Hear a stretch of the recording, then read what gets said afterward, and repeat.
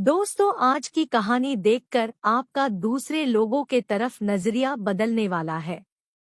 अगर आप में थोड़ा सा भी अहंकार है तो वह कम होने वाला है। इसलिए इस कहानी को एक बार पूरी जरूर देखिएगा और उन्हें भी दिखाइए जिन्हें आपके हिसाब से लगता हो कि यह कहानी पढ़कर कुछ फायदा हो सकता है। तो चलिए शुरू करते हैं कहानी। यह कहानी एक बहुत ही चालाक और बुद्धिशाली आदमी की है। ये चालाक आदमी हमेशा अपना फायदा निकालने के लिए अपनी चालाकी का, अपने बुद्धि का गलत इस्तेमाल करता था। एक बार इसे पता चला कि किसी एक पहाड़ी की चोटी पर पहुंचकर भगवान से सीधे बात की जा सकती है और उनसे कोई एक अपनी इच्छा पूरी करवाई जा सकती है। वो आदमी किसी तरह उस पहाड़ी की तलाश करके उसकी चोटी पर चढ़ने में कामयाब हो गया और उस चोटी पर जाकर वह चिल्ला चिल्ला कर भगवान को बुलाने लगा। भगवान ने उससे वहां आने का कारण पूछा तो पहले यह आदमी अपनी चालाकी का प्रदर्शन करने लगा। आदमी ने भगवान से कुछ सवाल पूछे। आदमी ने पहला सवाल पूछा, भगवान आपके लिए लाखों साल कितने बराबर है? भगवान ने कहा, मेरे लिए लाखों साल 1 सेकंड के बराबर है। आदमी ने फिर भगवान से दूसरा सवाल पूछा, भगवान आपके लिए करोड़ों अरबों रुपए का क्या मूल्य है? भगवान ने कहा, मेरे लिए दुनिया का सारा धन 1 रुपए के बराबर है। अब आदमी को लगा कि उसने भगवान को अपनी बातों में फंसा लिया है, इसलिए उसने अब अपनी इच्छा बताई।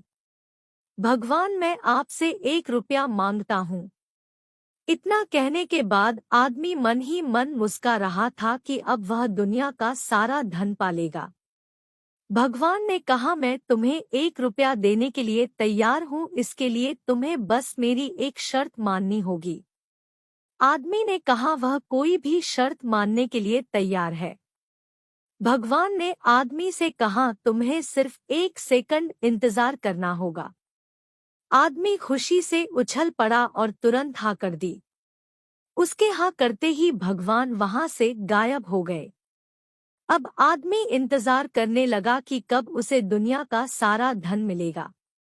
कुछ घंटे बीत जाने के बाद जब वह दोबारा सोचने लगा तो उसे याद आया उसका पहले सवाल का जवाब जो भगवान ने दिया था। उसके हिसाब से भगवान के लिए 1 सेकंड यानी आदमी के लिए लाखों करोड़ों साल के बराबर है।